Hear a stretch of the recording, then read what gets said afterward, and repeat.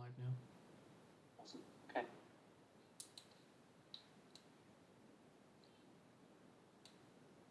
Hey. Woo. Just going to hope that this works and this goes through. Yeah, there we go. Welcome back to Flag on the Play. And it's our faces.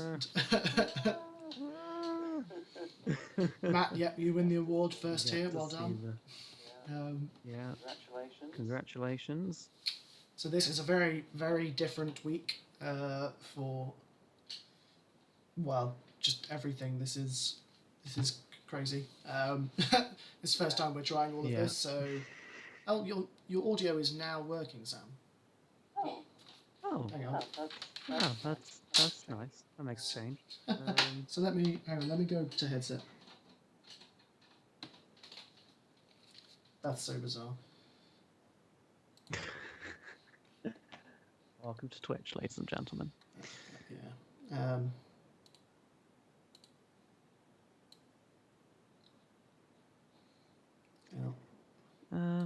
Right. Is he gonna let me? Sorry. Yeah. Just bear with us a second. We're getting there. Okay. So. Sam should be coming through. I should be coming through. It looks good to me. Brilliant. So, yeah. Oh, we've got someone else in chat as well. Hey, Kat. I'm trying to see all my chat and stuff, everything on the screen at the same time. Yeah, big trade this week. Big trade this week. We're going to talk about. Yeah. Yeah, we're definitely going to get around to that as well. Can you hear us all okay? Is everything working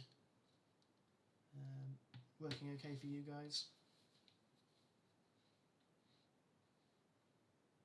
Yeah, perfect. Amazing. We shall get started then with Flag on the Plays NFL Honors first annual. So yeah, I'm gonna pick up my Instagram, and as we go through the awards, we will see what the followers decided for each award. And there are some interesting ones. I've been following this through the week. It's been good. I'm very quiet, apparently. I can turn myself up. Okay. How's that? Is that any better? I'll keep talking. I'll keep talking until someone in the chat tells me that I'm that I'm louder. Yeah. All right, and make sure I've scrolled all the way down. That's better. Perfect. So we're starting out with the big one. Here we come.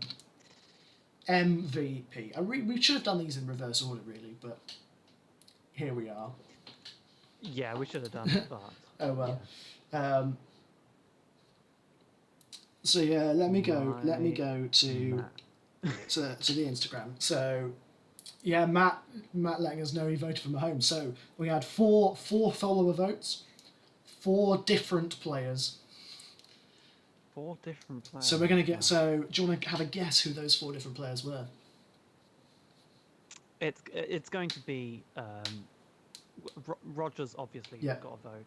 He got a vote from me. Patrick Mahomes, Derrick Henry, and someone will have voted Brady. Ooh, you got 2 right, 2 wrong.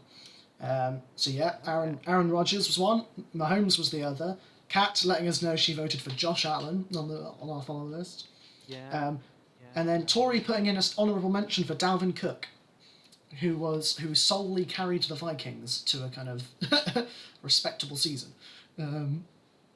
Yeah. And so yeah, I completely get that. I mean, I would have put Derrick Henry over Dalvin Cook, but that's each his own of who you think the better running back is, really.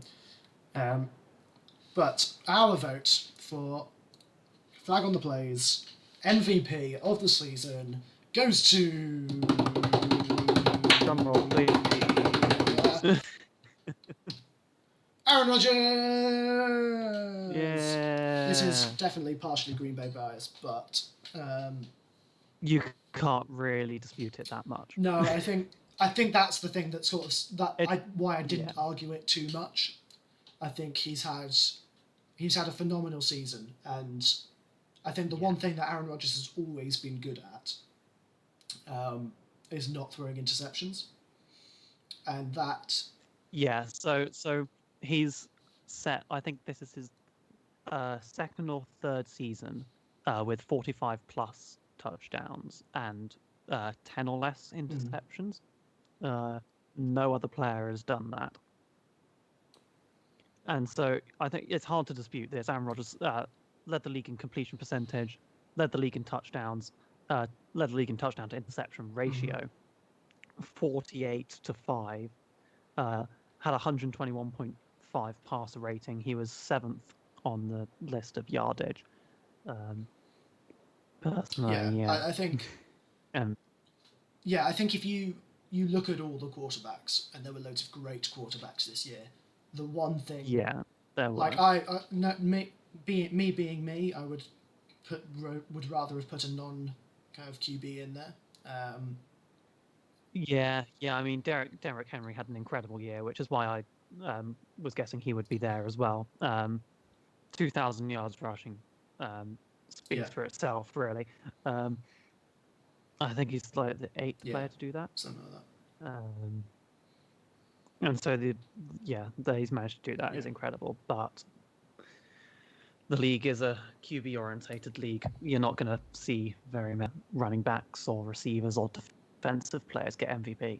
No, I think as well he led his team to one of the best records in the league. I think. Yeah. So I think that's. I think. Yeah, we'll probably talk more about Derrick Henry throughout this. Spoilers. Yes. But I think what separates Aaron Rodgers as MVP and Mahomes as MVP candidates is leading their teams to phenomenal records. And then if you weigh up Mahomes against Rodgers, I think Rodgers just slightly comes out on top. Yeah. That would be my assessment. And you look at the touchdown to interception ratio for Mahomes and Rodgers. Mahomes was 38 touchdowns, 6 picks. Rodgers had 10 more touchdowns, 1 less pick. No, absolutely. So saying that, we will move quickly on.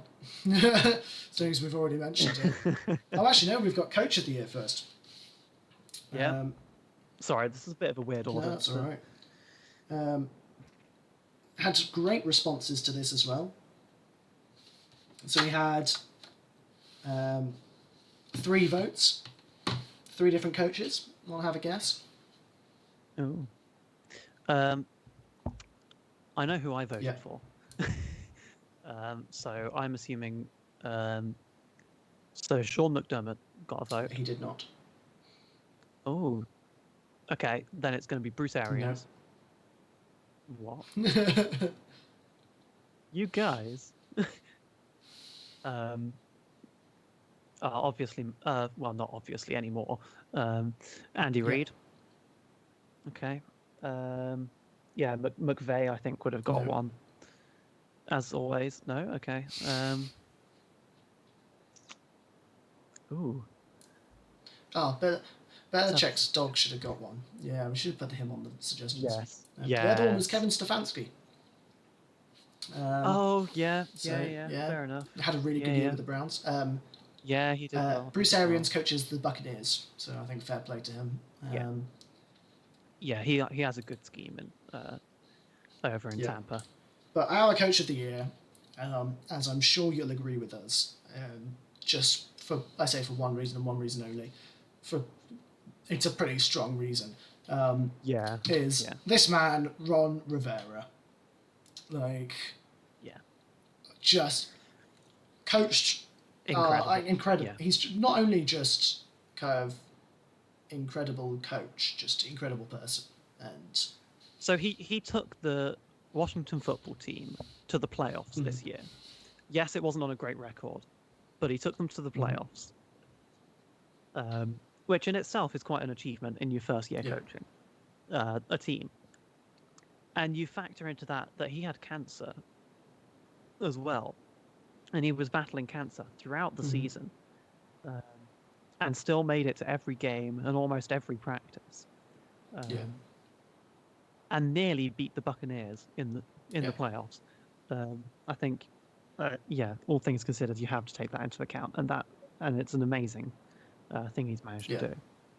No, absolutely, and I think on top of that, looking at that division, yes, it wasn't a great record, but he was the best of a bad division.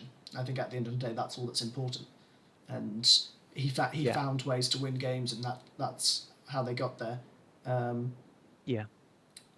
fighting through what he fought through, and even having to kind of take medication in the middle of games and things. It's, like I say, he's done a phenomenal job there, and I think, like you say, winning kind of playoffs in your first season, doing what he did in the first season, I think it can only go up from here. If you look at Washington's position, with the if you think they're not really in rebuild mode. No. Because they've got such a solid defense. What they need is they just need to improve their offensive production a little bit. I think and they got the 19th overall. I think it does start with choosing a quarterback. Yes. And then like you say, shoring up that O line, keeping the defense young, but I agree as well, Matt. I think Andy Reid probably wins the real one just for sheer genius. But like they always say that if you win an award, there's like a moment you won the award. There's like one play that wins you the award or something. I think Andy Reid going for it on 4th down against, who was it against? Against the Browns was one of those. That was probably one of those moments. So that's our coach of the year. Sorry, if you see me shuffling around a lot during the stream, it's I just don't have anywhere really comfortable to sit in my room, and so I either end up having to sit cross-legged or kind of like with my legs slightly off camera, and neither one is entirely comfortable to sit in for a period of time. So that's just. Let me find offensive player of the year. Where did this one go? I've lost it. So with this one, personally, I felt we can't give it to a quarterback. Well, I think if you're looking at offensive player of the year, so I think MVP is slightly different. If you're looking at the best offensive player on the year, then I think it's then you've got to look at who was the most productive, who produced the most offense, who kind of made the most impact in the team's offense. I think, like I said, I've looked at Instagram. There was only one winner here.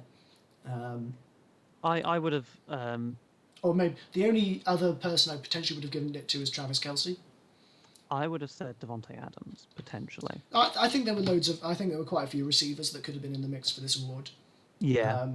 But we've already mentioned his name. He won on our Instagram as well. Yeah. Derrick Henry, Titans running back, phenomenal season. Yeah. Played really well. Like I said, 2,000 yards is. If you think 2,000 yards, put that in perspective. If the average, an NFL field is 100 yards. So by himself throughout the season, he ran that pitch of 20 times. 20 times? So that's at least once a game.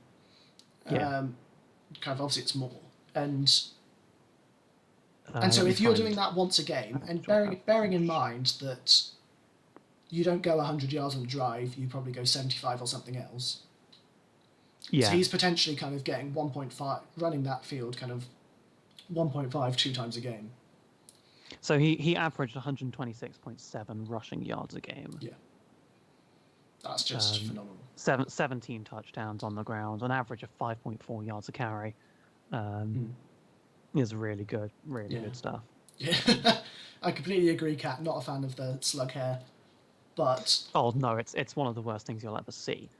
But he had a phenomenal season. He is a really great player, and they've built their offense around him, and it's an offense that works, and it carried them to kind of yet another playoff appearance. and I don't see him slowing down anytime soon. No. We should have had a worst haircut award. Why didn't we have a worst haircut award? I don't know. That's a great idea, Cap. Dang. I was very tempted to put a picture of a slug instead of. Jerry. I decided that could be construed as kind of mildly offensive. Yeah, just being plain mean. So I decided not to. I agree, Tori. If you can run 2,000 yards in a season, you can have whatever haircut you want. Yeah. I think that's fair play to him. Phenomenal player.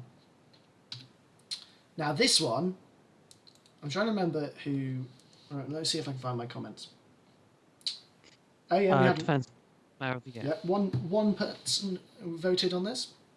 I'm trying to have a guess who that person voted for. Was it me who voted? No, it wasn't you.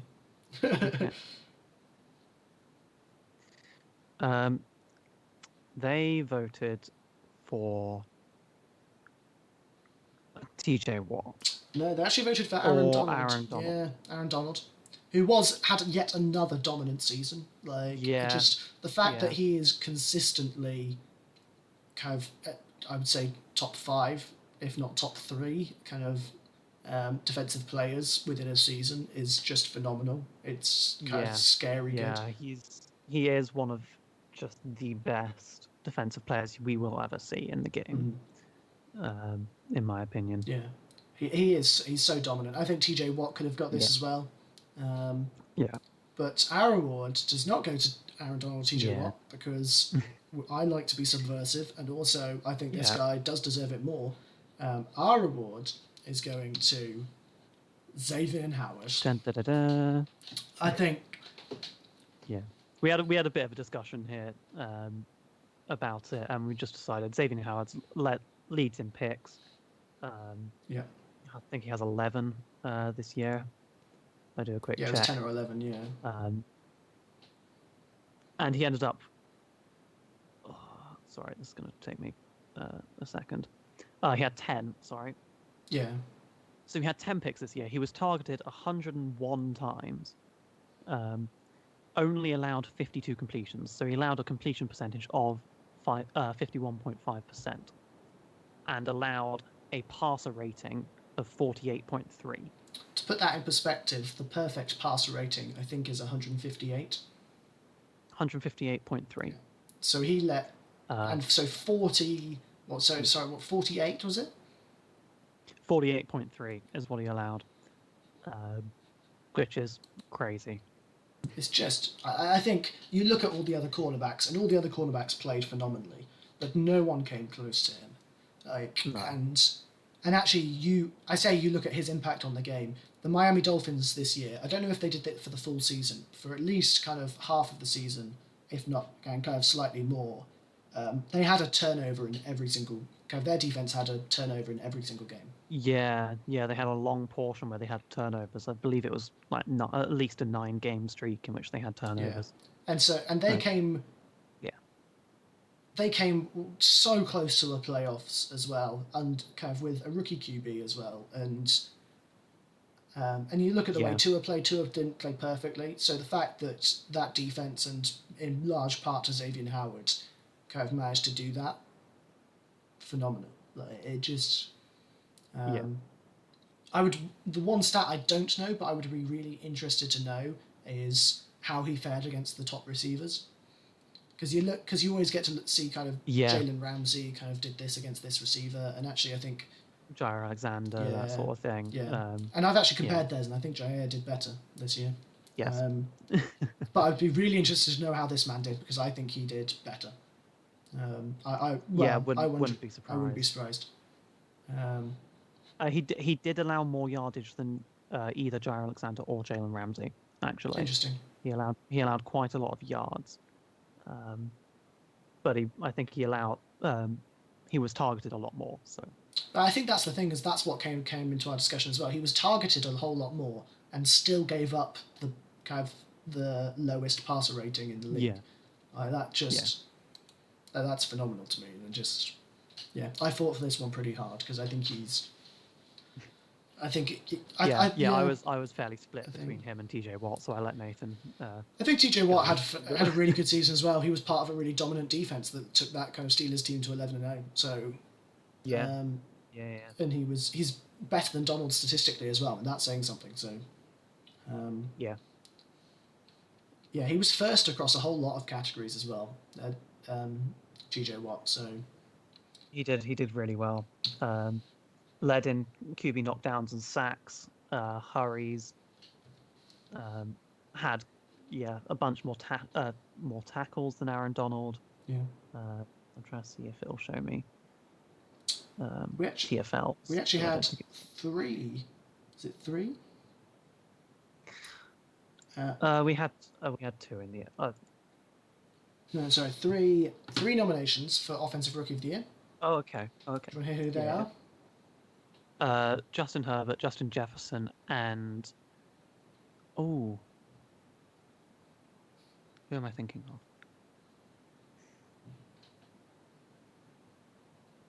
Oh no, slipped my mind. Jonathan Taylor. Oh, he wasn't on the list. I would have put James Robinson on there as well. James Robinson, yeah. But no, the Cowboys fan put CD Lamb on there. CD Lamb, who had a good season as well. Really, like all the rookie receivers did really well this year. Henry Ruggs and Jerry Jeudy. And the Packers didn't draft one. And the Packers didn't draft one. Oof. But our award, we were split. We're sorry. The Justins win.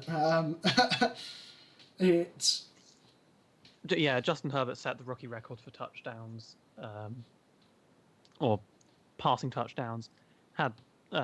Was really good actually. He had several 300-yard, 3-touchdown games. Yeah.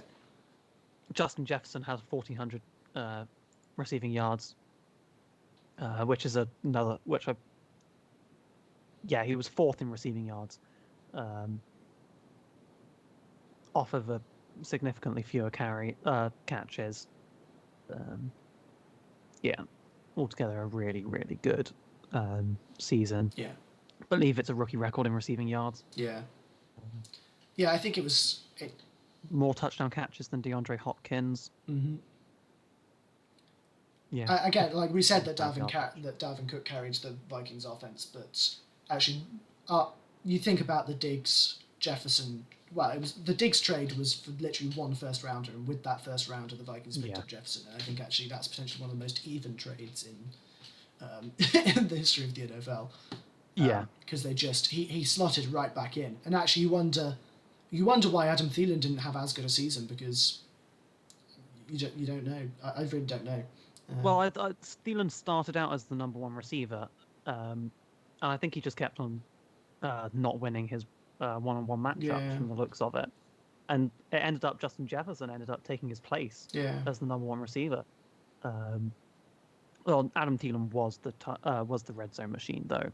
14 total touchdowns. Yeah. Okay. Fair enough. Yeah. But I think considering they were both rookies and the seasons they had in perspective of the rest of the league as well, it was. Thielen only missed 1 game. So he played 15. Yeah. I think Justin Jefferson was outstanding and managed to win the number 1 wide receiver role from Adam Thielen. Yeah. No, I think which is impressive. Yeah. Now this is going to be a really interesting one.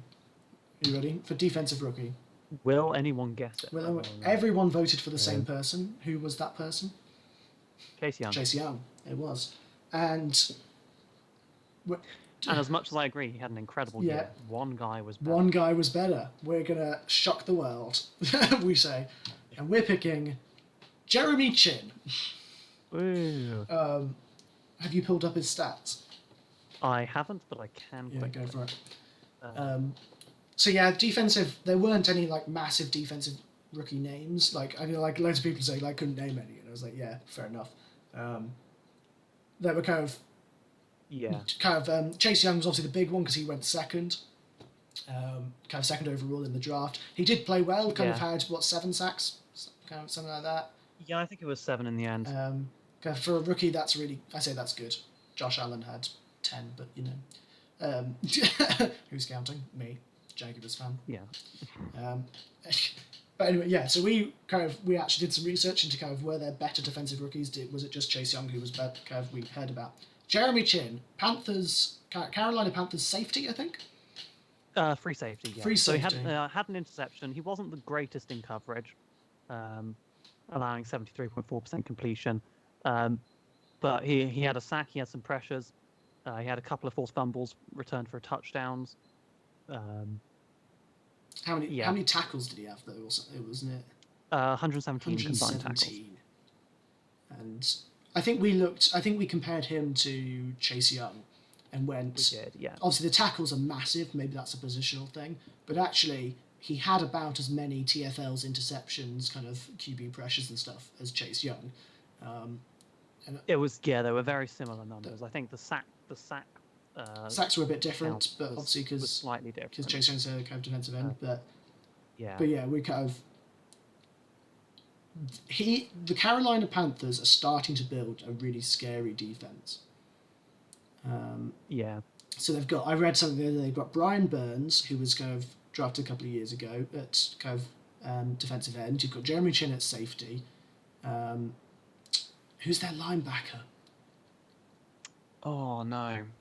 Is it Shaq Thompson? Yeah, one of those. Yeah, he's in there as well, isn't he? Yeah. I think. But yeah, they've got a young core growing in Carolina, and actually, Carolina were one of those weird teams this year that they seemed to play much better than their record suggested. Yeah. I think. Yeah, we saw that in some of the games. Mike Davis played really well, filling in for Christian McCaffrey. Again, another player who's coming back from injury, who's going to be really, really interesting to look at. Yeah. Yeah, absolutely. Yeah. What's the next one we've got on here? Comeback Player of the Year. Player of the Year. There's no. Yeah, I didn't even give people the option to vote on this one. It was Alex Smith or Alex Smith. It's. Yeah. What? Just. How do you come back from a broken leg? Was it 2-3 years? Yeah. I can't remember how long he was out. It was at least a year and a half, if not 2. But the fact he managed to come back from something that nearly killed him, really, could have lost his leg. Yeah. And manages to come back and go 5-1 in the regular season as a starting QB. First off, and then get to the playoffs and everything. The fact that he just managed to get onto a field and play again from that injury gives him Comeback Player of the Year. Yeah, absolutely. I love that photo of his leg brace being made into a little Lombardi trophy. It just. I love that as well. It's brilliant. I think it's so apt as well. Like you say, he's not only just come back from that injury, he went 5-1, including a victory against the undefeated Pittsburgh Steelers. Yeah, exactly. And I think actually it showed that Washington's problems were with Dwayne Haskins. Actually, as a team, they weren't that awful. You put in a kind of a quarterback like Alex Smith, and it shows actually that team is not as bad as we thought it was. Yeah, like Taylor Heineke. Taylor Heineke played well. Brandon Allen didn't play too badly either, for his little bits. No. So, Matt, your adoration of Gronk is impressive. Sorry, Gronk did not get an award. Gronk's not. I have strong feelings against him, to be honest. Should we talk about the Matthew Stafford trade before we go into some of the sillier awards? Do we have the silly awards next? Or it's not yet. But we got, go on. Yeah, the non. Yeah. Who do you think wins that trade? Stafford. Yeah, I was going to say the same thing. Yeah. I think Stafford's the real winner. Yeah. He gets to go to LA. He gets to go to a team with a stellar defense. Yeah. And good that can actually keep him in games. Yeah, and a brilliant O-line. His receiving core's decent. Running backs are good. It's a good team. In LA. Yeah. There's nothing there for him not be able to succeed. Yeah. I think. Also, the Lions win that trade, hands down. I know it's one of those odd ones that the Rams get Stafford, and that's a big deal. That's a good deal for them. That's great. But at the same time, the Rams lost a whole lot. They lose 22 million in cap space. They also lost 2 first-round picks. I think I read somewhere they will have not had a first-round pick for like the last coming on 7 years, something like that. And that it's impressive that they've been able to build their team they have without first-round picks. But at what point does it kind of start to change? Yeah, exactly. Their last first-round pick was Jared Goff. That's ironic. Like that's I think that was Matt. 2018 or 2017. Yeah. And they've traded away up to their 2024 first-round pick. Yeah. So they traded a 2024 first round, a 2023 first round, and Jared Goff. Yeah. And maybe a third rounder this year or something. I think it might have been that as well. For Matthew Stafford. Do you know who the real winner incredible. of the Stafford trade is? It's the Lions. No, it's actually the Texans. Because Kat's made a really good point. Is Stafford really worth that much? Yeah. I don't know if he's worth that much. But what the Rams had to do was to force the Lions to take Jared Goff's contract off them. And so and the Rams still hold on to 22 million dead cap because they've traded him away. Yeah. And now the thing that the Lions can do, in my opinion, anyways, trade Goff away. You don't have that 22 million dead cap because he's been traded. You don't take any of that negatives. And is Goff really the person you want as a franchise starter? Yeah. When I think considering restarting, they are essentially rebuild mode now. Yeah. Do you want him as that guy to rebuild your team? And Goff is the kind of guy who will lead your 8-8 team. Yeah. He's not good enough to get deep playoff runs to get you where you want to be. Do you trade him away? I think you do. You pick up more draft picks. Yeah. And then you can go. And they have an early pick. I think they pick at 7. So why not trade him away? Pick up a QB in the draft. Yeah, it'd be interesting to see what the Rams do there. Case Keenum. Yeah, Case Keenum needs a starting job. At least try again. Matt, I don't know what the limits are, but you're allowed to trade at least a couple of first-round picks at least a couple of years into the future. Yeah, so Rams have traded up to their 2024 first rounder. Yeah, so. Yeah. Foles hasn't had played very well since his Super Bowl win, which is which is a shame. Sorry, it's going to be a bit of change. I'm just moving into a more comfortable position. Right. So it'd be interesting to see what happens with Foles and Keenum and all of them going forward. Yeah. But yeah, the reason I say that the Texans are the real winners, because they've given that much for Stafford. If someone wants to trade for Watson now, they need to be giving more than that, more than a couple of firsts and a third or something. And so I think the real winners here, I know the Texans don't want to trade him. If they do, they're receiving potentially 3 first-round picks, or at least a couple of firsts, a couple of seconds. I would. He's worth 3 first rounds anyways, despite this trade. Yeah. So it's going to be really interesting to see how that pans out down the line. Also, chat. You've already guessed it. They just got better every week. These Chargers uniforms have just. Yeah. Have just been stunning. They are. They're just beautiful. They're just. Yeah. It's just been. Just making sure. Can you all hear me properly? I am just a little bit further away from my mic. Yeah, you're good on my front. Okay, brilliant. I'll run this past you. This has been a kind of a mad trade that people have seen. So lots of people have thought about multiple team trades. So Kat's put one in here: Watson to Green Bay, Rodgers to San Fran, Jimmy to Minnesota. I've seen Jimmy to the Patriots, and some guys moving around that way.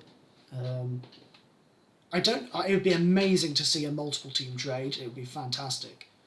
It would be. I can't see it happening. I don't think it happens. Sadly, Rodgers won't leave Green Bay. This isn't saying he necessarily doesn't want to. This is saying front office won't trade Rodgers away. There's no possibility that they let that happen. Yeah. I highly expect the Patriots to be in the QB market, Matt. I think Jimmy... Yeah. I wouldn't be surprised if it is Jimmy. There have been reports that the 49ers want Kirk. Yeah. And so I wouldn't be surprised if then it is Jimmy who goes to New England. Yeah, no, I wouldn't be surprised either. Vikings are potentially in position to pick out a first-round QB.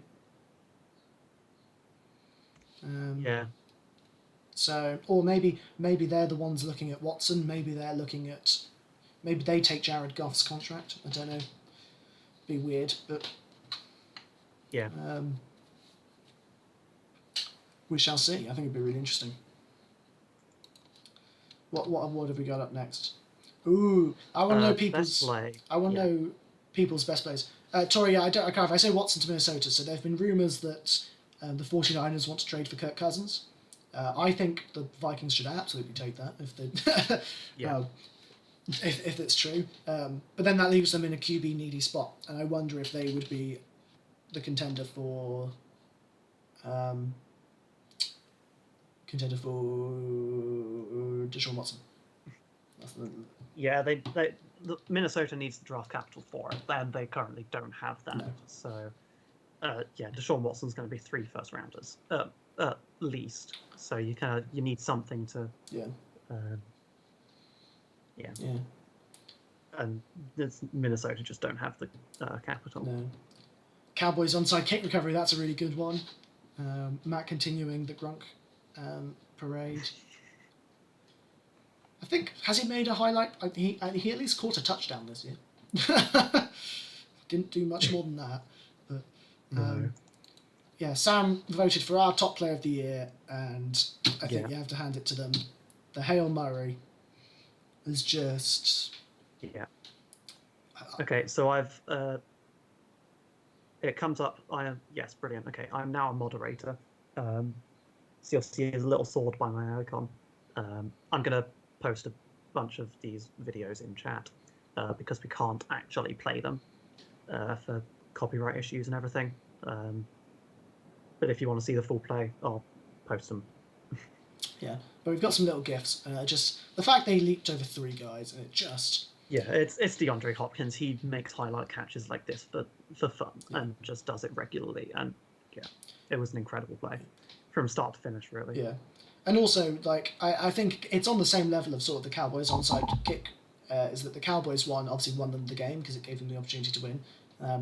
But this one, literally, last seconds, Murray scrambling, finding a way, and that catch over 3 guys to beat kind of AFC Championship contenders, Buffalo Bills. So I think... I think... And you think the good thing about the Bills' defense are their safeties. Mm-hmm.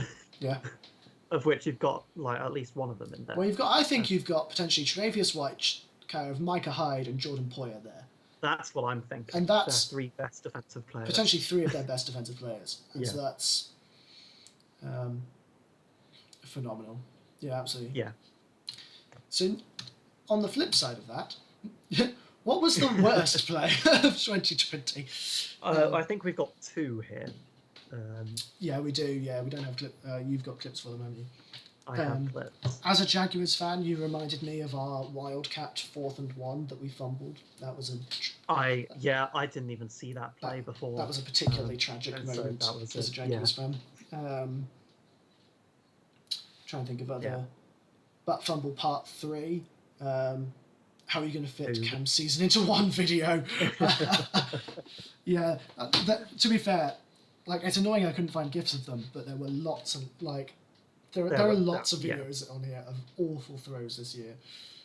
Okay, so first one is incoming. Go on, put both of them in because I think they come up at the same time. Yeah. Jags benching Minshew, absolutely. Right, why is that even a question? So we've got one particular throw that Jared Goff made to a Seahawks player rather than his own team.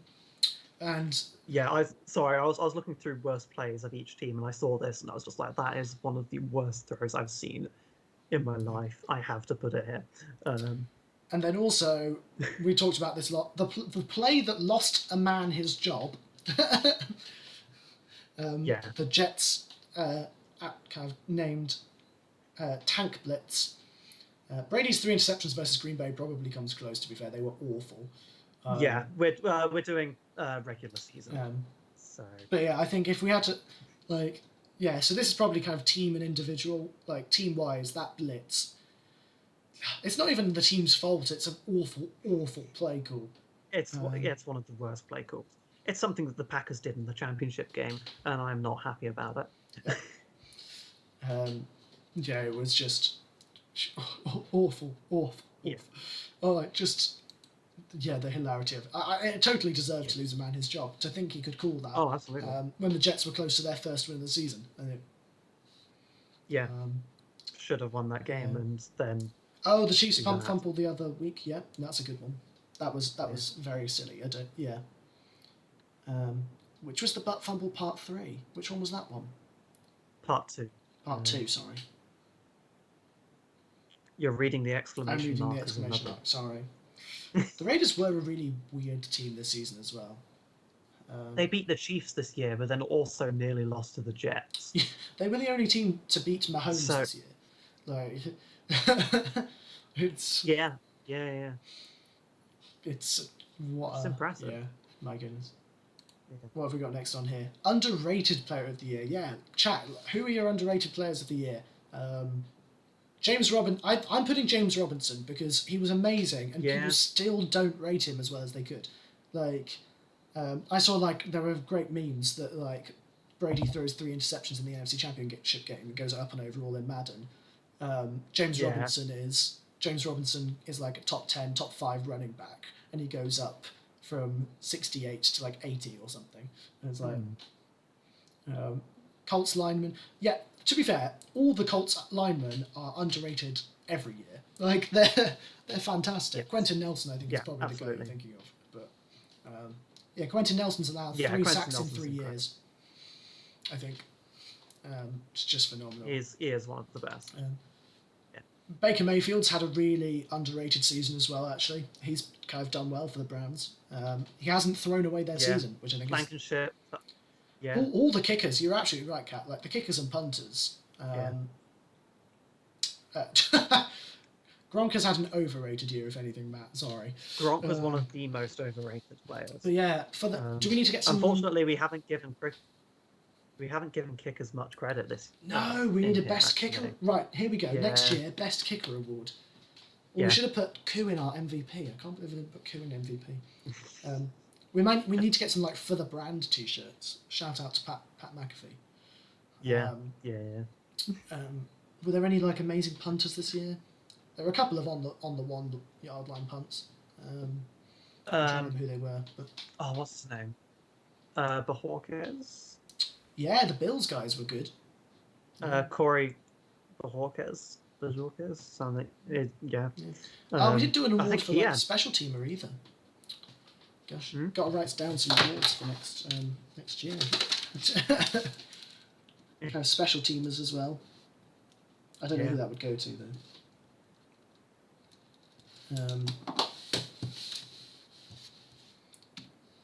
But we put JC Jackson. That was our no kind of we put a Patriot in there. It's a Patriots player, Matt.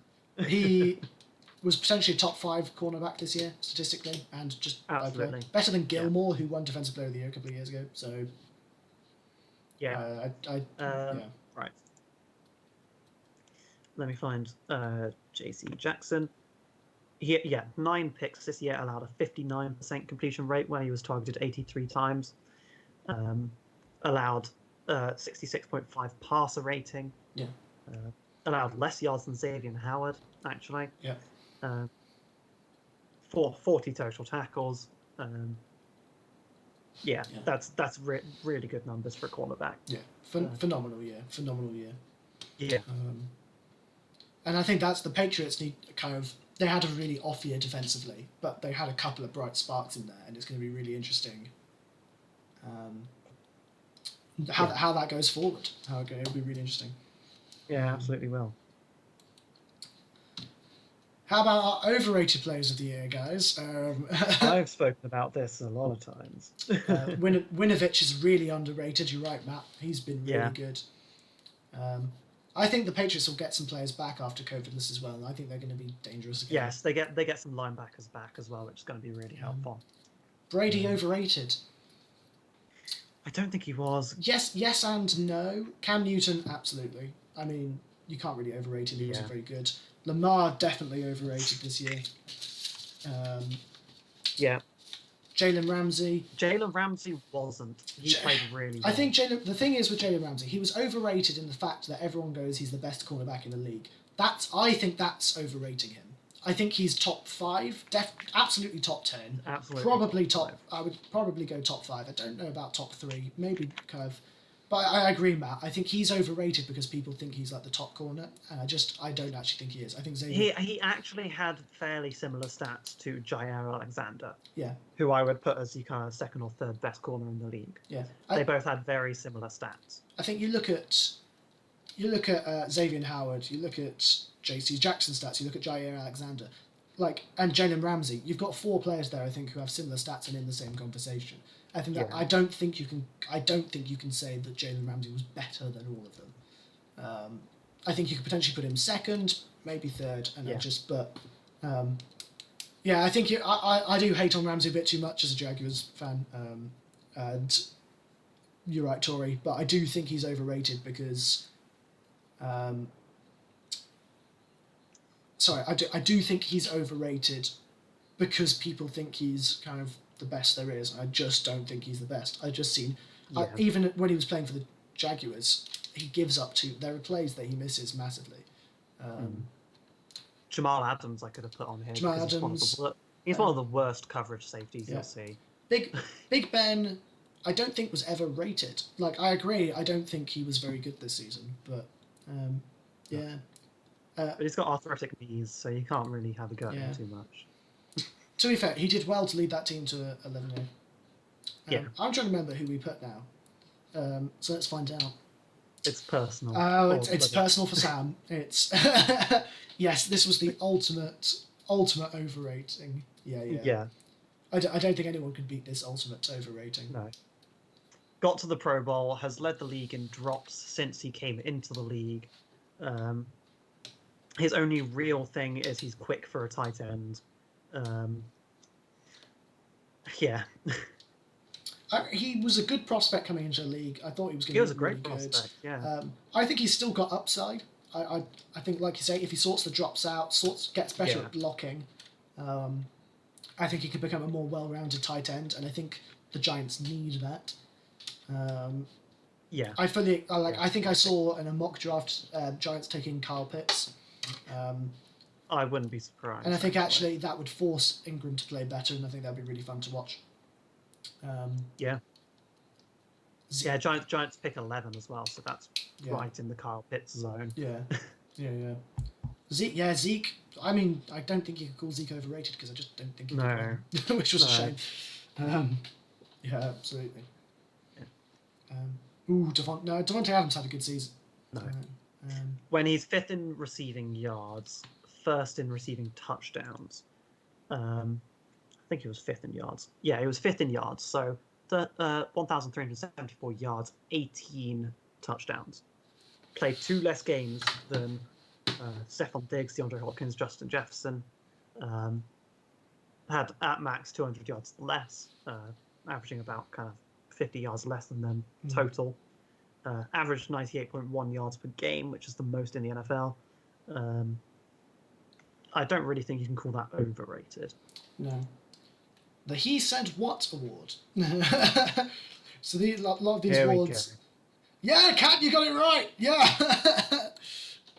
Called Daryl Patterson for dropping a massive F-bomb on the Nickelodeon playoff game between the Bears and the Saints. Which is it's quite bad. It's what makes it worse is he says it right next to the referee who has his mic on. Yeah. And so you hear referee giving the penalty against him, and he just drops it, and it's like Yeah. Oh, that would have been good as well. Matt's brought up the Justin Jefferson shouting at Cousins through a throwing the game. ball. Yeah, that's a good one as well. Yeah. It had to go to Cordero Patterson. It was just such a clean. And it's on Nickelodeon. It's on Nickelodeon. Yeah, that's so funny. We don't condone the use of swear words, but in this case, it was comedy gold. Yeah, Matt, I'm going to bring up that prediction later. Don't worry, I've got some. JJ Watt kind of and his what he said that would be good as well. Yeah. I think what we've got up next. The Are You Blind award. Now have a guess. Yes. And the chat all said together, knowing our opinion on who is the kind of the most blind in the league. All together now. Waiting for the chat. Helmet. Oh yeah, helmet. Yeah, well, basically, yeah. This is. So referees. This is regular season. So referees. All the refs. And also Andy Reid. Fishbowl playing football. That would have been a good one as well. Yeah. Should have. So first one's going to be referees. Second one's going to be Andy Reid. The Andy Reid clip is very funny. I'm glad he sorted it out, but at the same time, it would have been funny to try and see him do the entire season with that visor and have it fog up the entire season. It would have been, yeah. I mean, he ended up looking like an elephant seal. Oh, we didn't put Brady miscounting the downs on there. Thanks for reminding us, Matt. That's more of knowing the rules. That's so funny. That was so funny. It just proved that he was human, and that was great to see. Yeah. What else have we got on here? What else have we got? Right. The Knowing the Rules award, which we could have put Brady in for. And I'm really annoyed I couldn't get a good enough gift for this. But Knowing the Rules award, the Atlanta Falcons hands team. Woo. Not knowing that you can actually recover a football on an onside kick before it's reached 10 yards. So it's only the opposing team that can have to be able to recover the ball once it's gone past 10 yards. Yeah. Basically, the kicking team can't touch it until it's gone 10 yards. The opposing team, the receiving team, can. And if you watch the clip, the Falcons just let it go, and then try and recover it once it's gone 10 yards. Which is clearly just not. It was awful, considering I don't even know what they were thinking. I can't imagine what was going through their heads. Considering the Cowboys were making this massive comeback, I can't quite get what was going through their head there. It was quite something. Yeah. We've got the refs again on here in the chat as well. Yeah. Yeah. They could have gone in here as well. Yeah. Yeah. Oh dear. Next award. The refs have been so bad. The Tripping Award, or kind of Best Excuse Award. The refs knowing the rules, who knew? Yeah. This award can only go to one man. Yeah, Cat got it again. Mr. Daniel Jones. Mr. Daniel Jones, and I found the perfect gift for it as well. I felt so sorry for him. Same. It was just, it just you can see how wide open he is, and he is. To be fair to him, he was he travelled quicker on this run than Tyreek Hill has all year. And so I completely understand why he fell over, because he's travelling, I think it was 22 miles an hour or something on this run. It's like, dang, he's going quickly. I feel so sorry for him. To be fair, if he'd got back up, he could have carried on running. I think he was just kind of taken over at that point. Yeah. It's so, and again, at the same time as being so funny, I feel so sorry for him. Oh dear. Now we come to the most prestigious award of the evening, the Jameis Winston Turnover Award. Ooh. who can only... He's running faster than I've ever driven that. Yeah, I feel that. Yeah, the Jameis Winston Turnover Award, ironically, did not go to Jameis Winston this year. He actually threw a touchdown this year. He did pretty decent. Yeah, he wasn't bad. I think he could be the Saints' next QB. I Yeah. wouldn't be mad at that either. If they pick up his contract. Yes. Um, But Jameis Winston Turnover Award can only go to one man, and that man is Mr. Carson Wentz.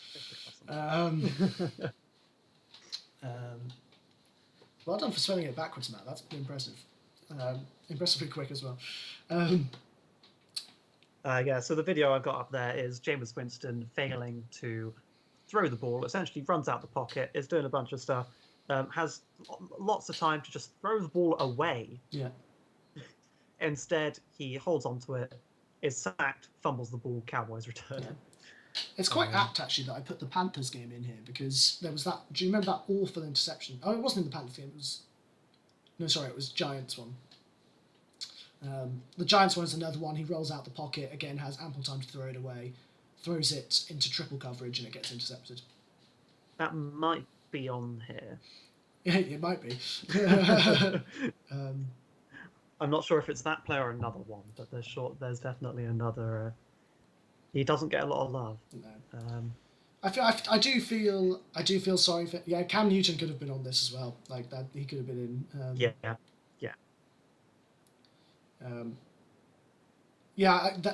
have a lot of love for Wentz. I think he's a great guy. I think he's a good player. I think he's just had a really shocker of a year. I would not... I kind of fully expect, because the Eagles are the Eagles, to ride with him as starter next season, or at least making it a training battle. I think they have to make it a training camp battle because Jalen Hurts is good, and he's shown he's pretty good, and has a lot of potential. So you've got to do something about that. You can't just go, oh no, we'll just leave him to it. Absolutely. Now on to Crybaby of the year. Could have been quite a few players on here. Lots of Michael Thomas was up to his own. This should be the Michael Thomas Award. We should have called this the Michael Thomas Award. Oh, we should have done. I'll write that down for next year. Michael Thomas, if you don't know, follow him on Twitter. I don't, because I don't want to see it. But makes a lot of fusses about different things. Matt's put Big Ben. It's not Big Ben. Matt's put Packers fans, which, to be fair, I like to say I've been pretty balanced this year. Over that one play in the Bucks game, yeah, absolutely, I feel with that because I was there. I was on that as well. Big Ben's not been too bad, but you're close, Cap, because our Crybaby of the year is Chase Claypool. Tables in Buffalo. Chase Claypool has, throughout this season, not been very professional to start off with. But also, just after losing a game, he was like, Brown's going to get clapped to the Chiefs next week, so don't worry. It was the biggest Crybaby move because it's like, are you saying you wouldn't? You just lost to them, and they lost bad. Jalen Ramsey's another good one, in the postseason. I think, like you say, he's a rookie. He's a young guy. I think we need some veterans in there to look after them. Absolutely, because he had a great season as a player, fair play. But like you say, just all of the Steelers weren't particularly professional this year. So when they started losing, people were quite happy because it just kind of showed them up. Speaking of Steelers, who was the biggest TikTok star this year? We almost put Jackson Mahomes, but I don't think he counts as an NFL player just yet. No. They do need maturity in Pittsburgh. Yeah, you're right, Tori. I think they try and look for some veteran receivers or some veteran guys to try and help them out. I mean, there's going to be a plenty of veteran receivers in free agency this year, which will be really interesting, actually. And it's not Gronk, but everyone's guessed it again. Story is bang on the head. Yeah. Juju Smith-Schuster with his dancing, and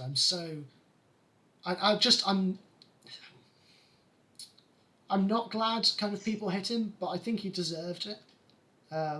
Oh yeah. Like dancing on another team's logo is it is disrespectful. Like it's I couldn't tell you why it's disrespectful, but I think it's more about I think it's about the attitude you have to your opponent. Yeah, and it's also about showing people respect. You're not showing respect for the team. You're dancing on their logo. Yeah. It's like someone say like dancing on a flag. Yeah. Or something. Like it is showing a massive amount of disrespect for whatever you're dancing on, essentially. Yeah. And I think you look at the league in general. I was thinking of the Titans-Ravens game. It is a common symbol. So even if it's not a particularly bad thing, then actually it's quite a common symbol amongst teams. If you want to disrespect the other team, you go stand on their logo. Yeah. So Baker Mayfield's really infamous for something in college. He took his team's flag and planted it in the middle of his opponent's logo on the field. I'm glad he's matured since then. Fair play to him for maturing as much as he has. Yeah, absolutely. But yeah, so I think it was clearly an attempt to provoke, and I think it gave teams that actually by provoking teams they played harder. And like Matt, I love that, Matt. If that's true, that's fantastic. That he got more views on TikTok from the hit by Von Bell than his actual videos. So after that Bengals one on the right, he got hit by Von Bell and fumbled it and got absolutely smacked, and people were very happy. Yeah. And actually, I think that's the really interesting thing is, as soon as people started to realise he was dancing on logos, that's when they started to lose. So the Bills mentioned it and went and beat them. The Bengals mentioned it and beat them. I think it. I wonder if he stopped dancing purely to stop giving teams more ammo, rather than doing it. But yeah. Along the same theme, a very, very talented man is being awarded Trash Talker of the Year. A very, very talented man who was able to trash talk his way to getting two guys to punch him. And then get those two guys ejected for those punches. Yeah. Which is, And so this award goes to CJ Gardner-Johnson, and I thought this GIF was perfect. It's like... Philip Rivers would have been a good Rivers one. was a close second. Rivers is great. But it's just managing to get two people to punch. The ability to get two people to punch you is quite considerable. That's really impressive. You're absolutely allowed to trash talk. I think Jalen Ramsey's quite well known for his trash talk. Chad Ochocinco Johnson. Ochocinco. He was good. Was a trash talker. I've heard of I think it was one of those two, who used to repeat opponents' girlfriends' phone numbers to them while playing against them, and that's brilliant. So savage. That's just. That sounds like a Chad Ochocinco thing. Yeah. To be fair. And so it's. Dedication to the cause there, Matt. Yeah, absolutely. Trash talks. I would love to see more games properly mic'd up, a bit like the XFL did, because trash talk goes on the entire time. Everyone's trash talking everyone on the field. So it's no wonder they get into so many fights. There's so much kind of pride on the pitch. It doesn't surprise me one bit. I'm really annoyed I couldn't find a GIF of this one, but I think you'll have the video of this one. Do you want to know what's ironic as well? So I'll show it once I show you the image, Sam. So. Sorry, just getting the link up. Pro Bowl should be everyone getting the trash talking out of the systems. Yeah, that'd be great. Yeah. If you mic them up, they won't do it. They actually do, Matt. You can find loads of videos from the mic'd up things of guys trash talking. Yeah, some of, I've some seen of a it's, video of someone being mic'd up and then forgetting they were mic'd up and had someone just following them the whole game with the parabolic mics to pick it up. And he was so confused. He's like, "Why have you been following me?" And he's like, "You're mic'd up." And he's like, "Oh, wait." It's so my funny. I'll have to favorite find. my favorite mic'd up moment is Malcolm Jenkins when he was at the Eagles. He's talking to Chris Long, and he's like, "Oh, I'm mic'd up, by the way, so like don't say anything dodgy or anything." Oh yes. And Chris yeah. Long just walks up and was like, "Hey, how's that rash doing?" Like, just, it's a fantastic moment. Yeah, so our hot potato award goes to two teams that could not pick up the ball in 2 games. So have you got the one from week 17, Sam? Is that the one that you're... No, I've got the earlier one. Oh, okay, I've got the image for the earlier one. Kittle singing Avril Lavigne, that's a good one. That's a good mic'd up moment as well. And then she sent a video to him, which was fantastic. Amazing mic'd up. One of the funniest.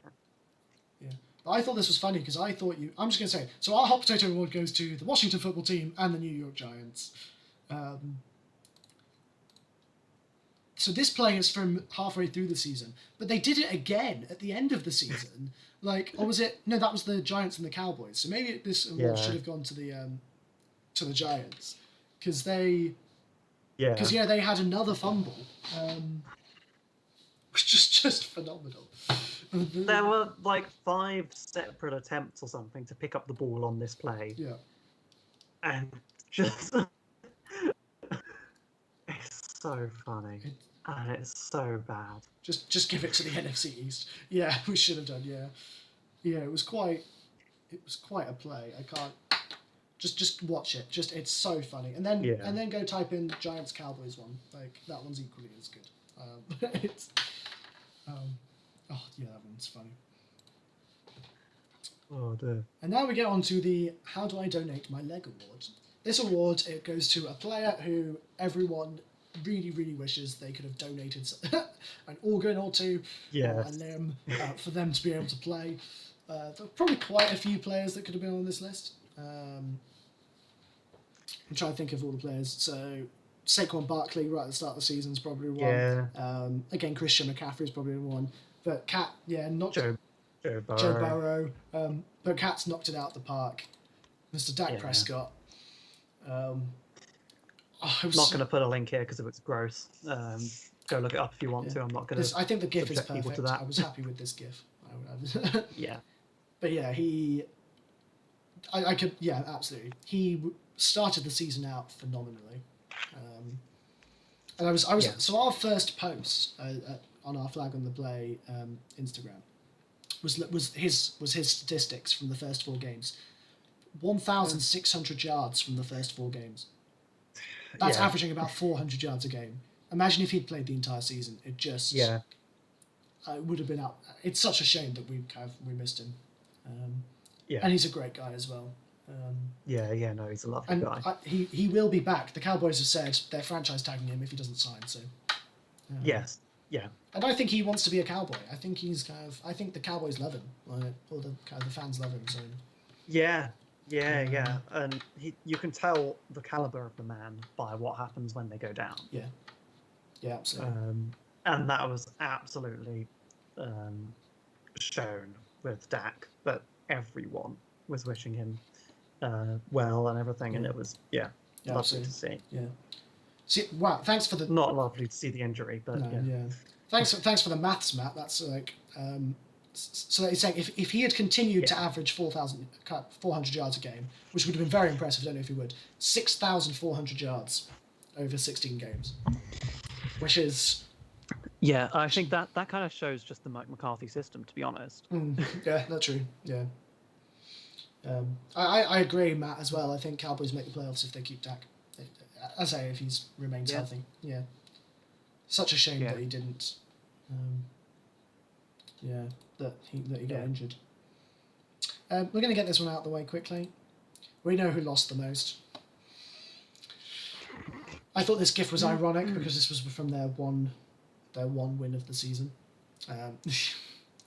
And there's loads of memes going around at the moment, which is really annoyed. Is when they won that game, the first game of the season, they put on their social media not satisfied with 1-0. and then went on a 15-game losing streak.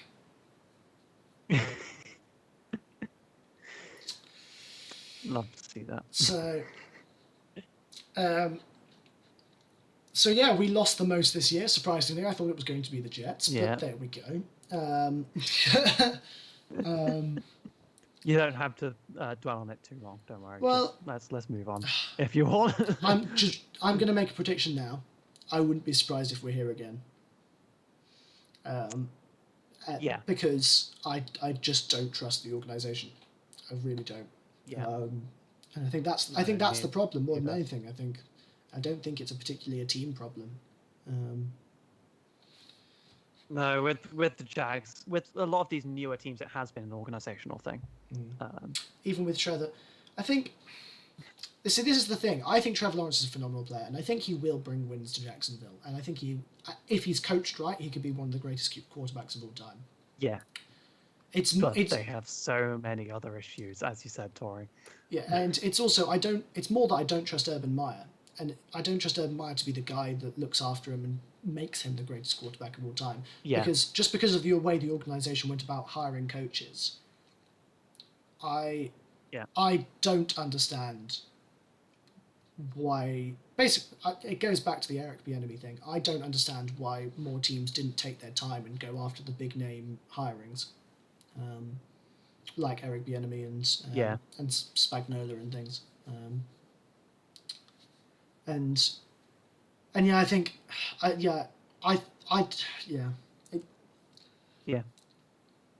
It's more that's the thing I've learned as a Jaguars fan. I've always loved the players. I've always loved the way we play. It's just an organisational thing. It really, really bothers me. That's why Jalen Ramsey left, because the organisation treated him like trash. And That's why Leonard Fournette was let go, essentially, as well. So it's sad.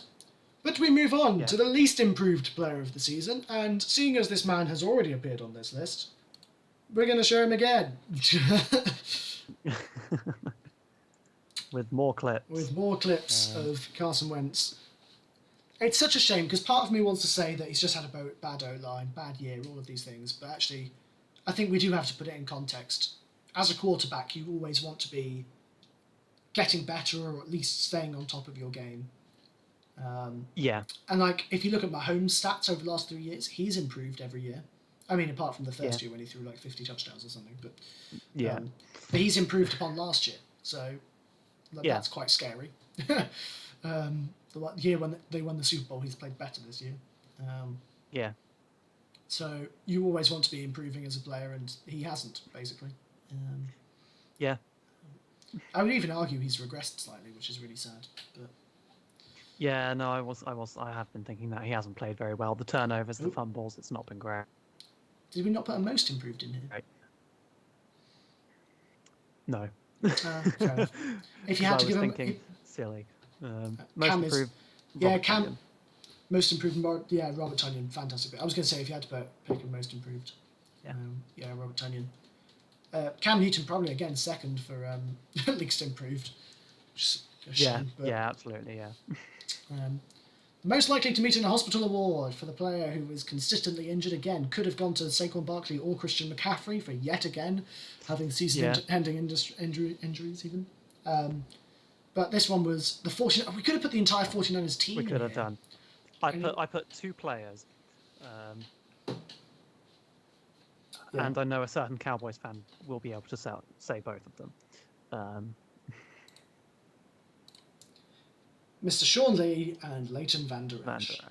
Oh, his head's not cut out of it. Oh, well. Get my head instead. Can I, move my head? Yeah, you need to go the other way. JJ Watson. Oh, I can't tell which way I'm going. It's, hang on, I'll just move you out of the way. No. Rotate my head around and I could just be like... so Sean Lee's never played a full season. Leighton Vander Esch has been in the league for 4 years, hasn't played only played one full season. They both seem consistently kind of 50-50 game day decision whether they'll play or not. And seeing as they're the two starting inside linebackers for the Dallas Cowboys, not a great start. Yeah. I think when these two play, the Cowboys' defense instantly gets better. It's such a shame that they're so regularly injured because I think they are difference makers. Yeah, no, they absolutely are. Just Sean Lee's experience, later Van Der Esch has been kind of, like you say, really underrated player. So Yeah, no, he's a great player. When he's healthy, yeah, I think is the bottom line there. yeah. I can't believe Carson Wentz was on. Wait, is he on? Is he here? I can't remember. Is this Carson Wentz Yes. again? Yeah, It it's is. It's the same link as I put on the last Carson Wentz one. Oh dear. So if you want to see it, it's the most recent link that's been put in the chat. It's an absolutely terrible throw. A lot of his throws It's are almost good, on par with Goff's throw versus the Seahawks. It's just Yeah. I Cam, don't know. what Cam happened with keeps this getting season. robbed for a lot of these awards, says Matt. And yeah, you're right. Yeah. Yeah, I agree, Kat, as well. I think Jerry Jones needs to draft some linebacker help. Yeah. Yeah, absolutely. I completely agree. A little bit of depth. I love this award. The You Were As Effective as Air award. This is This is our Sam's created award for the worst lineman play of the year. And I'm just going to let the play speak for itself, really. And the award goes to these two gentlemen on the Giants O-line. It's actually the Giants left tackle and Wayne Gorman, who's absolutely whiffs on a pass block. Yeah. And that leads to fumble, and so yeah. Cam could have won this one too. Yeah, I'm surprised Cam didn't get an Yeah. award this year. Cowboys to be defense fair, makes the sack. I didn't think much about the Patriots, so that's probably on me. Maybe it's just they had a really forgettable season. That's That's kind of partly why as well. Yeah. But I also thought the thumbs down was quite funny, but Yeah. anyway. But yeah, that's just a really poor play, and it's quite. We fun do to have a see. Cam Newton Best Dressed award. Cam Newton has appeared. Oh yes, we do. Um, He's not in this award though. No. I struggled to find ones for this actually. Yeah. Um, So we'd love to know what you guys think.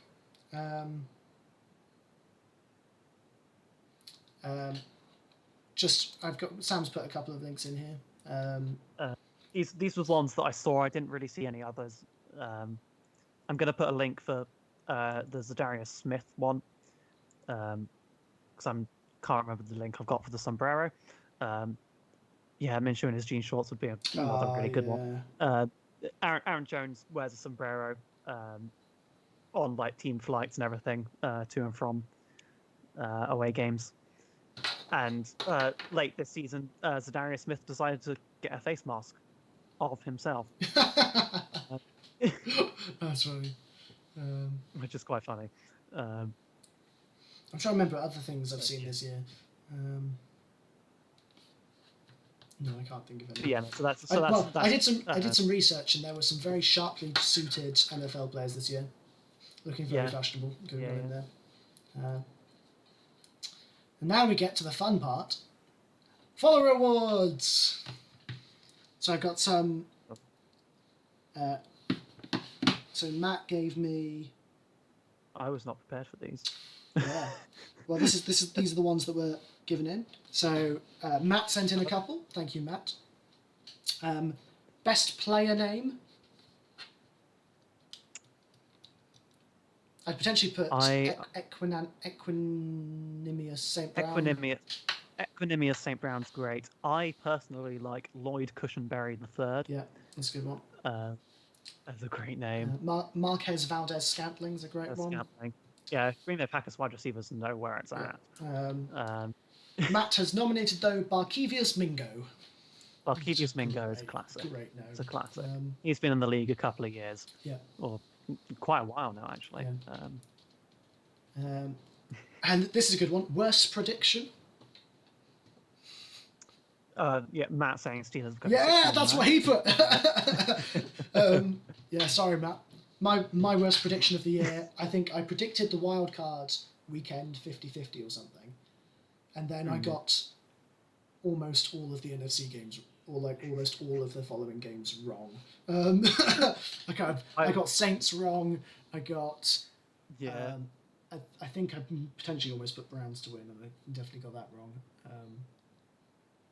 I got both of the conference games Yeah, wrong. I did that. Basically, the regular season, I think I did relatively well. We did all right in the regular season. Nathan saying the Jags got above 5 wins. Yeah, yeah. Me saying this is the Packers' year to win the Super Bowl. Yeah.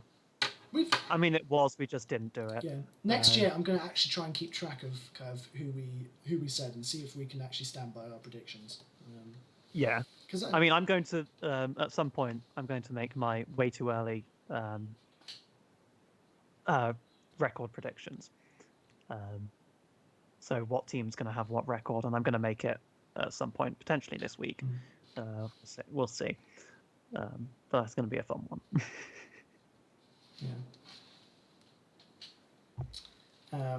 I didn't get any other fan ones, so this week it might be close. I always have hope as a Jaguars fan, I'm sorry.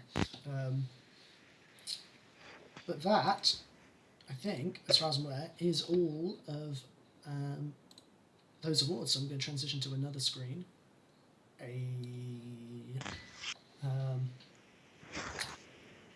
So now we're just going to open it up for any questions you guys have, anything you want us to talk about. I think we probably need to talk about the Super Bowl that's coming up. Yeah. I'm going to be really frank and out with this. It's looking like a really even game. Yeah. If it weren't Tom Brady on the Buccaneers, I would say it's up for grabs because I don't think the Buccaneers are as good as the Chiefs, but Tom Brady just comes alive in the Super Bowl. So, Yeah. I still think it's the Chiefs to lose, basically. Yeah. They've already beaten the Buccaneers this year, so I think. Yeah. Did anyone get the Madden 21? I'm staying kind of firm on not getting Madden 21, which is annoying because I really want to play some online Madden against people. But yeah, I'm not a fan of Madden 21, and it's still on sale for like 50% or like half price and stuff at the moment. And so, as much as I would like to get the latest Madden, it's just not worth it. And we're making a stand. It's for the principles. The principles. Good news though. Good news. EA making a college football game. Finally. It's EA though, so you never know. They just need to have the exact same thing they did for NCAA 14, but update it. Yep. That's it. That's it. It's one of the best American football games that has been released just ever. I think this EA has the potential to start a completely new game model as well. So they won't because it's EA and they're kind of corporate greed and all of that. Yeah. But they just have the potential here to go, okay, we're going to release a college football game. We're not going to release it every year. We're going to release a game. We will release but another way they can make money is we will release a new roster every year, and you can pay for a roster update every year. Yeah. And I would do that. Yeah, and then maybe every 5 years they go, okay, we're going to update the graphics. We're going to add some new features and things, and it just. I feel like that's a better model, and I really hope they take that on. But we will see. We will see. Yeah. Anybody watching want to kind of shout us anything, give us anything, talk about anything in more depth? I think we're just onto the Super Bowl now. It's. Yeah. EA Sports, it's in the pay to win. Yeah, that's fantastic, Matt. Yeah, you're absolutely right. It's so sad. That's why I like NCAA 14, because you can tell it's at a time where EA wanted to make good games. And they made a great one. And it's got so many features that Madden's this year don't have. Yeah. And it's just, Yeah, absolutely. Thank you, Kat, for your comment. Yeah. Hopefully next year we'll start from week 1 rather than week 4 or week whatever it is. Yeah. But, yeah. Let us know if you like the cameras. Like, if you want us to do more camera-y things, then I might need to go buy some more things. But Um, but no, we'll try it out. Like this is relatively Yeah. simple actually. I learnt it in a uni tutorial. So, who are you rooting? Who are you rooting for in the Super Bowl? And why is it the Chiefs? I very much dislike Tom Brady. I very much dislike Gronk. I'm rooting. It's really funny. I'm not there. I don't want Brady to win because Brady always wins, and Yeah. kind of that was what was really exciting about the Chiefs playing the 49ers is that Brady was nowhere in sight, and Yeah. and it really bothered, and that's why a lot of this Brady is the GOAT talk this year. Like, I don't deny that he's a very accomplished quarterback and very talented quarterback, but the whole Brady is the GOAT talk has been really bothering me this year because we're ignoring the fact that he could have joined any team that needed a quarterback. He could have joined the Colts, he could have joined anyone else, but he chose to join one of the most stacked teams in the league. Yeah. And also, this is a team that Jameis Winston threw for 5,000 yards and 30 touchdowns. If he hadn't thrown the 30 interceptions, they might have finished with kind of the same record Brady has. And Yeah, I think they could have done really well that year if Jameis Winston had not thrown the turnovers. And you bear in mind, to be able to throw 30 touchdowns and 5,000 yards, you need good offensive weapons and a good O-line. And I think that's why... And, like, fair play to Brady for playing well this season, but that's the thing. He has joined one of the most stacked teams. And so I think, actually, if the Buccaneers had gone with another quarterback, maybe they'd gone Phillip Rivers, I still think they get to the position where they are. Because I think, actually, the addition of Leonard Fournette as well actually has helped them more than I thought it would. Fair play to him. You wanted him to the Jags, didn't you? Brady. Ugh. No, sorry. I just dislike his attitude, really. I don't mind. Nothing against him as a football player. He's an incredible football player. But it's just the way he goes about it, and that's worse with Gronk. Like, Gronk is one of the hearing like from all I know from Brady as a person, I don't mind Brady too much as a person. It's just more that I always root for the underdog personally, and so I like to see other people win, which is ironic because wanting Mahomes to go back-to-back Super Bowls. But that's the sort of thing is I want Mahomes to win this one, but then I won't want Mahomes to win the next one. So if it was Brady Mahomes next year, I might go Brady because I don't want Mahomes to win 3 in a row. So I'm very weird and fickle like that. I love sport and I love competition, so I love the underdog to win. And actually, it's funny that we're considering the Chiefs the underdogs because it's Brady. So I'm missing all these comments now. I was going to say the Bucks will win for the sake of being different to everyone else. I think the Bucks have a real shot of winning. I think they're a very good team. So they do. They are a very good team. Yeah. I'm supporting the Chiefs because it should have been the Packers.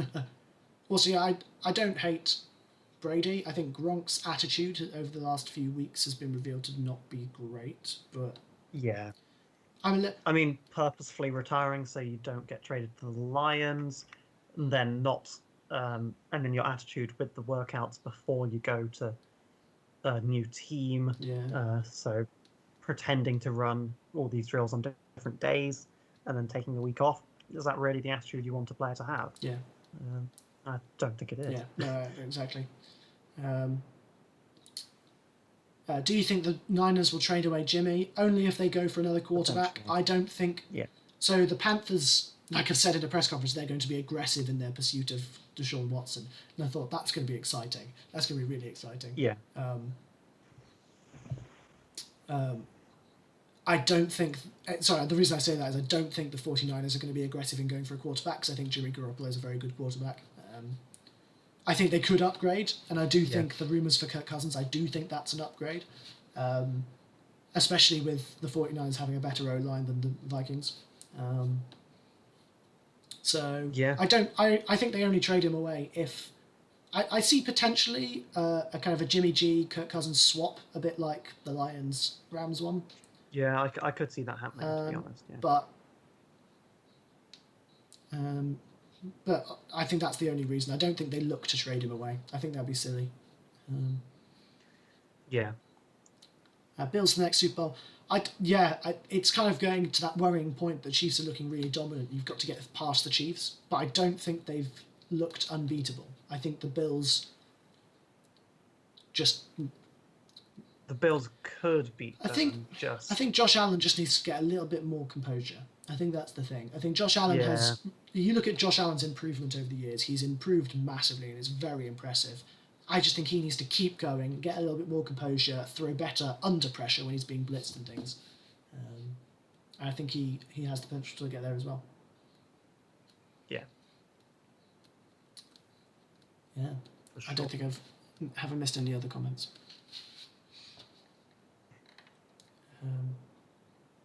No, if that's the case, then thank you for coming to our awards show. Let us know. Let us know on Instagram or kind of here or anywhere if you liked the kind of the videos and stuff, and we'll do more of the video stuff. We'll try kind of new formats and stuff. Thank you so much for following us through this season. You've been amazing. We can't believe that we've done a full season of this.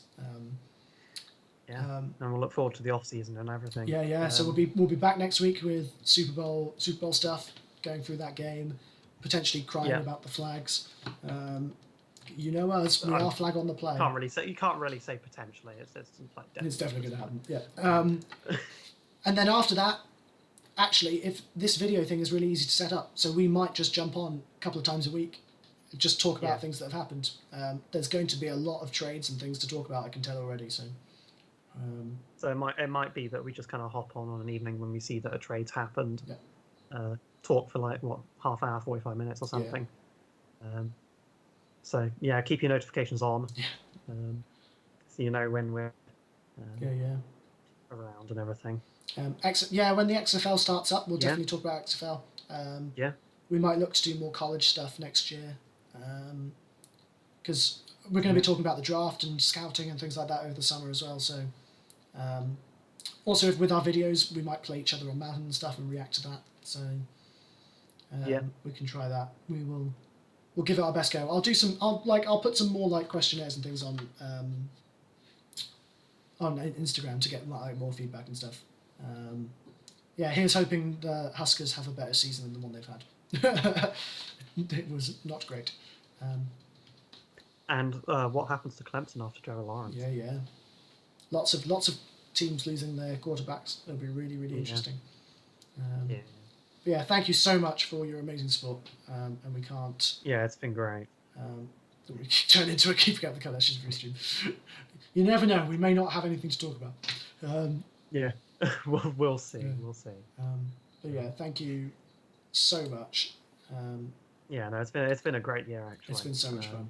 This is, as I said, we've said before, this is something me and Nathan have wanted to do for a little while now, and just the opportunity to be able to do it, and for people to actually watch us as we do it, and to join in and tell us stuff, and it's been really great.